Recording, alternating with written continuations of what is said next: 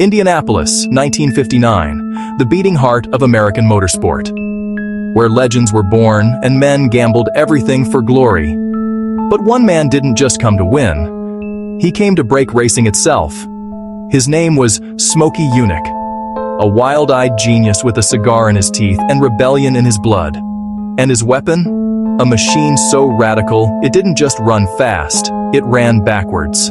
This is the untold story of a mechanic who challenged physics, infuriated his rivals, and nearly rewrote the laws of speed itself. Before Smokey Yunick ever rolled that insane reverse torque beast onto the Indy track, the speedway was like a sacred temple, a place ruled by tradition, not rebellion. The garages smelled of oil, sweat, and quiet arrogance. Everyone followed the same unspoken rule: don't mess with the formula. But Smokey, he was never built to follow rules.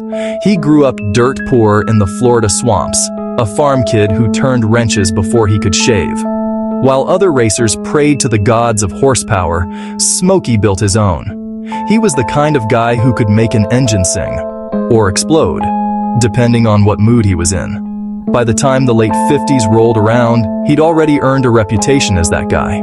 The mad scientist of NASCAR, the outlaw mechanic who'd find loopholes in a Bible if it meant going faster. When he showed up at Indy, people whispered like he'd brought black magic to church.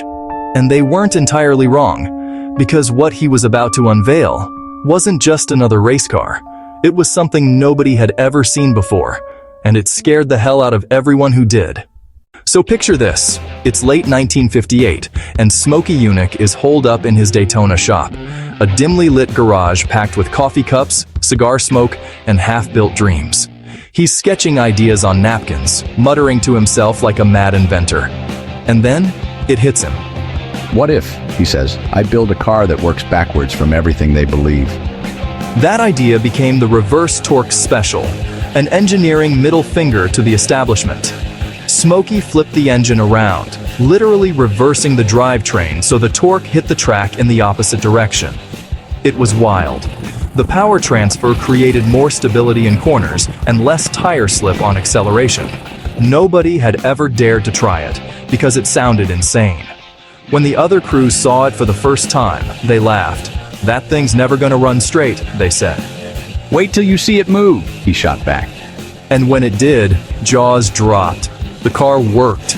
It was fast, balanced, and so unconventional that Indy officials didn't even know which rule it broke first. Smokey had built a mechanical outlaw that didn't just bend the rule book, it redefined it. But here's where things get wild.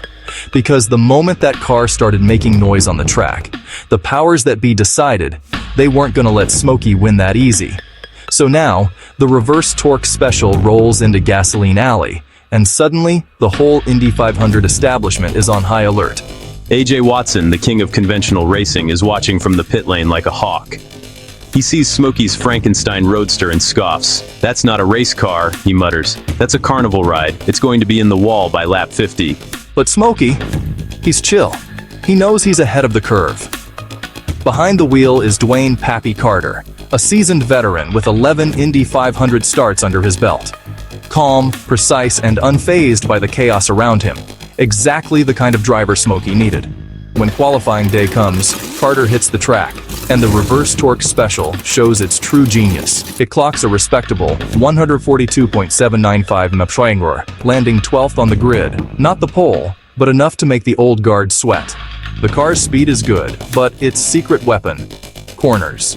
Every left-hand turn plants the tires in a way no conventional car could match. It's like the track itself is holding onto the car, whispering, "Go ahead, push harder." Smokey's crew watches from the sidelines, a mixture of nerves and pride. "Smokey, they're gonna laugh us out of here," Rudy Hooper says. But Smokey just puffs on his cigar, eyes glinting. "Let them laugh. We'll see who's smiling after 500 miles, he says.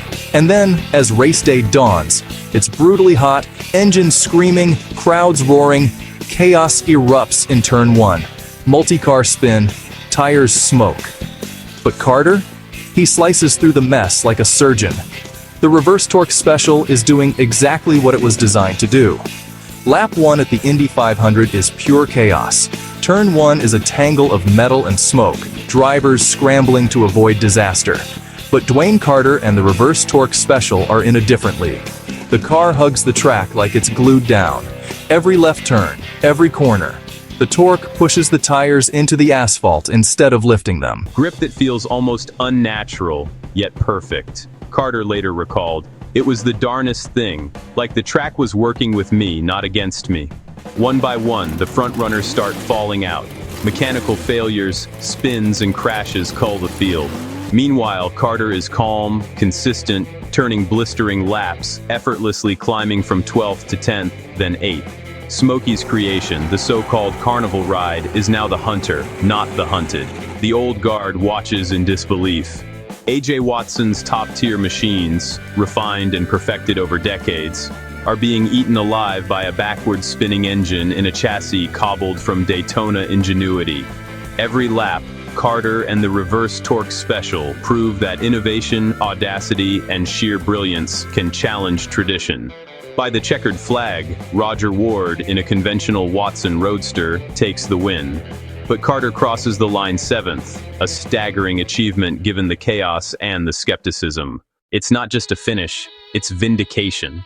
Smokey's vision, his audacious defiance of convention, has proven itself on racing's grandest stage. The reverse torque special had proven it could compete, even dominate corners that humbled conventional cars. But here's the brutal truth. Physics is a zero-sum game. That reverse rotation helped grip in the turns, yes, but it taxed the rear axle. Where a standard car's torque lifted the inside rear wheel to aid balance, Smokey's innovation pressed it down, creating potential instability. Gains in the corners were offset by risks elsewhere. For the establishment, led by A.J. Watson and his inner circle, the solution was simple: dismiss it. Complicated trick, they muttered. Why reinvent the wheel, literally, when fine-tuning a conventional setup was cheaper and safer? Yet, there's another layer to the story. Some insiders whisper that it wasn't just physics that buried the reverse torque special. Politics played a part. Fear of an outsider rewriting the rules, of an upstart mocking decades of tradition, may have sealed the car's fate. Smokey, ever the rebel, didn't falter. He dismantled the car, scattered its parts, and moved on to his next project. But the question lingers: what if? What if this genius had the backing of a major team, resources, and refinement? Could the Indy 500 have been dominated not by A.J. Watson's polished roadsters, but by the brutal, brilliant, backwards-thinking machines of Smokey Yunick? The reverse torque special remains a tantalizing what if in motorsport history. A monument to audacity, a blueprint for the future, even if the world wasn't ready for it. Even decades later, the story of Smokey Yunick's reverse torque special still sends shivers down the spines of racing historians. It wasn't just a car, it was a manifesto, a declaration that ingenuity didn't have to bow to tradition. Dwayne "Papy" Carter, the unflappable veteran behind the wheel, would later recall how unnatural, yet exhilarating, the car felt. It planted itself in the corners like it knew a secret no one else did, he said. That grip, that confidence wasn't just mechanical, it was psychological. Smokey had gifted his driver something almost magical, the ability to push harder where everyone else feared to go. The Indy establishment never forgave the audacity. Newspapers sneered, engineers rolled their eyes, and purists dismissed it as a novelty. But in garages from Daytona to Detroit, mechanics and innovators quietly took notes. Smokey's work planted seeds of future experimentation, inspiring a mindset where rules were suggestions and physics was a challenge to be understood, not blindly accepted. And so, the reverse torque special's story lives on as a legend, not for winning, but for daring. It reminds us that the greatest innovations often come from those willing to face ridicule, challenge orthodoxy, and dream in reverse. Smokey Yunick wasn't just a mechanic, he was a prophet of possibility, And even if the world wasn't ready in 1959, his ideas would echo for generations. As the checkered flag faded into history, the real story of Smokey Yunick's reverse torque special remained unwritten. 7th place on race day wasn't just a finish, it was a statement. The physics may have balanced out, the rear axle stressed under its own brilliance, but the message was clear. Convention could be challenged.